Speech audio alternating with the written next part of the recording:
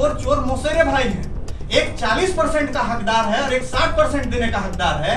दोनों चोर मिल गए हैं एक साथ, जिसकी वजह से इस मुद्दों पर बात कोई नहीं कर रहा। 2023 से 2024 का स्कॉलरशिप लंबित है, 24 से 25 तक का लंबित है। और इस राज्य सरकार की बेशर्मी को देखिए कि 24 और 25 दोनों का ऑलरेडी लंबित होने के बाद 26 का फॉर्म भरवा रही है स्कॉलरशिप का।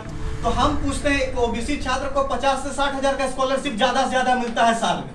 आप कुत्तों पे 1.5 लाख खर्चा करने के लिए तैयार हैं, लेकिन इस राज्य के इतना गंभीर मुद्दों पर आप 60,000 ओबीसी के छात्रों को नहीं दे सकते। ये कैसी मंशा है?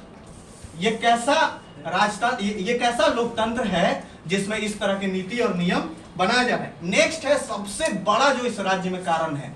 किसी भी राज्य को जो शासन करती है उसको राह दिखाने का काम कौन करती है? विपक्ष की पार्टियां करती है। इस राज्य में विपक्ष के तौर पर बीजेपी पूरी तरह से डेड है। कोई उसका हरकत नहीं है ओबीसी छात्र के मुद्दों पर। वो जमीनी स्तर पर उतर नहीं रही है, लड़ाई नहीं, सरकार के खिलाफ आंदोलन नहीं कर रही है, किसी तरह का कोई मुद्दा नहीं। और मैं ये भी कह दे रहा हूं, अगर बीजेपी का यही हालत इस राज्य में रहा तो उनका झंडा टांगने वाला इस राज्य में कोई नहीं होगा।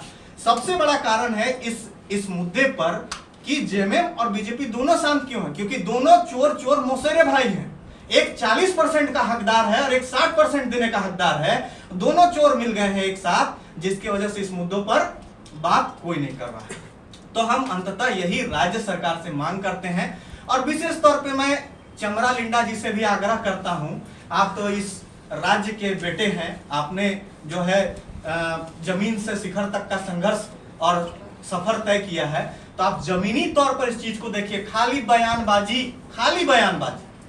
ये मुद्दा 2023 से 2024 का स्कॉलरशिप लंबित है, 24 से 25 तक का लंबित है। और इस राज्य सरकार की बेशर्मी को देखिए कि 24 और 25 दोनों का ऑलरेडी लंबित होने के बाद 26 का फॉर्म भरवा रही है स्कॉलरशिप का। 2 तो आप क्लियर नहीं किए और एक जो अभी है फिर से नया चालू कर दिए। तीसरा जो है चमरा लिंडा जी, उन पे विशेष बोलना चाहेंगे। डेट पे डेट, एक पिक्चर भी पढ़े होंगे, जज साहब डेट पे डेट। तो यही झारखंड राज्य में चल रहा है।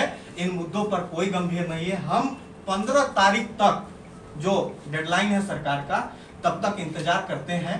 उसके बाद ओबीसी छात्र संघर्ष मोर्चा जो है जमीनी तौर पर उतर करके इसके लिए जो है आंदोलन करने के लिए कार्यरत होगी।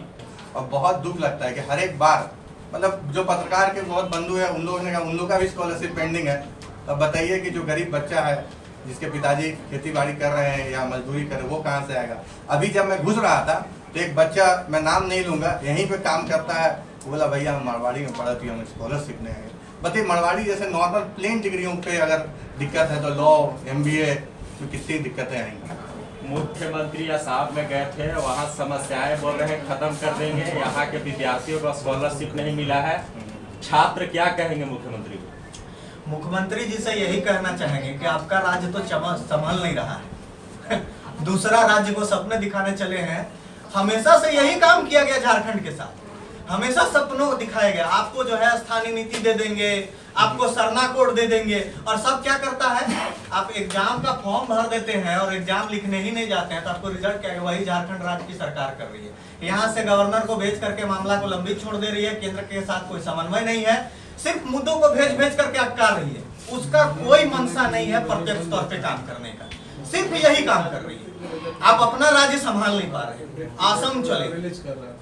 असम चले हैं संभालने, और हो सकता है माननीय मंत्री जी को अभी भी पहले ही बधाई देते हैं, अगर आप वहां के भी मुख्यमंत्री बन जाए तो बहुत अच्छा होगा। देखते हैं असम पे भी क्या आप कर पाते हैं, ये भी इंतजार रहेगा। झारखंड में तो देख ही लिए। प्रभातखबर.com, विश्वास वही, रफ्तार नहीं।